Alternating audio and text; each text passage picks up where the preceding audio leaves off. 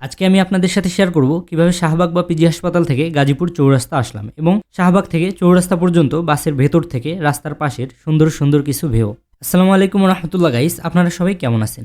আজকে আমি আসছি পিজি হাসপাতালের এখানে আমার বিশেষ কাজের জন্য। কাজ শেষ করতে করতে প্রায় বিকেল 4টা বেজে গেল।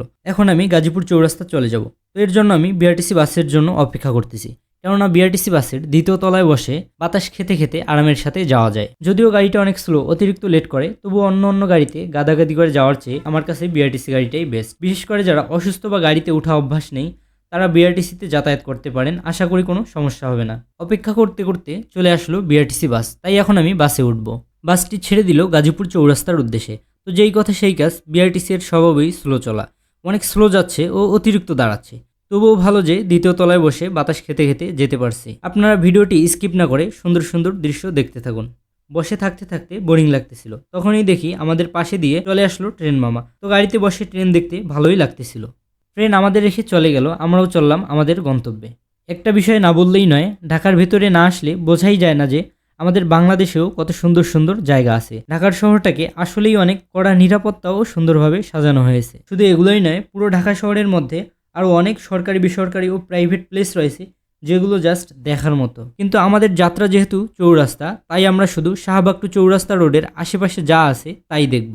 দেখতে দেখতে চলে আসলাম আমরা এয়ারপোর্টে। এটা হলো আন্তর্জাতিক শাহজালাল বিমানবন্দর, যেটা বাংলাদেশের সবচেয়ে বড় বিমানবন্দর। এয়ারপোর্টটা আসলে দেখতে খুবই ভালো লাগতেছিল এবং আরও ভালো লাগতেছিল কতগুলো প্লেন দাঁড় করানো দেখে। তো আপনারা সুন্দর ভিউটা উপভোগ করুন। এটা হলো আব্দুল্লাপুর ব্রিজ। আব্দুল্লাপুর ব্রিজ থেকে নদীটা দেখতে ভালোই লাগতেছিল, কিন্তু নদীর পানিগুলো বেশি একটা ভালো নয়। এই নদীর নামটা কারো জানা থাকলে কমেন্টে জানাবেন অবশ্যই। আর আপনারা খেয়াল করলে দেখতে পারবেন নদীর উপর সাইডে কতগুলো নৌকার উপরে ঘর দেখা যাচ্ছে। তো এগুলো কারা, এখানে কারা থাকে, কারো জানা থাকলে সেটাও কমেন্টে জানাবেন অবশ্যই। ব্রিজ থেকে নেমে একটু সামনে এসে দেখতে পারলাম একটা সুন্দর স্টেডিয়াম, যেটা আগে আমি খেয়াল করিনি। তো খুবই ভালো লাগতেছিল আব্দুল্লাপুরে এত সুন্দর একটা স্টেডিয়াম দেখে।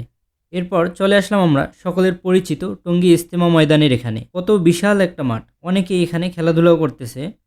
আর একটু সামনে হোসেন মার্কেটে এসেই দেখতে পারলাম আমার প্রিয় ই লার্নিং অ্যান্ড আর্নিং ভবন, যেখানে আমি ফ্রিল্যান্সিং কোর্স করেছি। মন চাচ্ছিল বাস থেকে নেমে আইটিতে ঘুরে আসতে, কিন্তু সেটা পসিবল নয়, কারণ এমনিতেই সন্ধ্যা হয়ে গেছে এবং হালকা ক্লান্তও লাগতেছিল। তাই যত তাড়াতাড়ি সম্ভব বাসায় যাওয়া যায় ততই ভালো। এখন আপনারা দেখতে পাচ্ছেন আইইউটি অর্থাৎ ইসলামিক ইউনিভার্সিটি অফ টেকনোলজি এর ক্যাম্পাস। কত সুন্দর সাজানো পরিবেশ। এর পাশেই আমাদের জাতীয় বিশ্ববিদ্যালয় ক্যাম্পাস, যেটাতে আমি পড়তেছি। তবে আমাদের জাতীয় বিশ্ববিদ্যালয়ের ক্যাম্পাসও কোনো অংশে কম নয়। এখন আমরা চলে আসছি গাজীপুর বাইপাসে। তো সন্ধ্যার সময় ওভারব্রিজের উপর থেকে গাজীপুর বাইপাসের ভিউটা অনেক সুন্দর লাগতেছিল। অবশেষে দীর্ঘ জার্নি ও অপেক্ষার পরে চলে আসলাম আমার গন্তব্য গাজীপুর চৌরাস্তায়। তো বলে রাখা ভালো, যাদের হাতে সময় কম থাকবে তারা অবশ্যই অন্য গাড়িতে আসার চেষ্টা করবেন, কেননা বিআরটিসি বাসে আসতে হলে একটু সময় নিয়েই আসতে হবে। চৌরাস্তার ভিউটাও আসলে অনেক সুন্দর লাগতেছিল।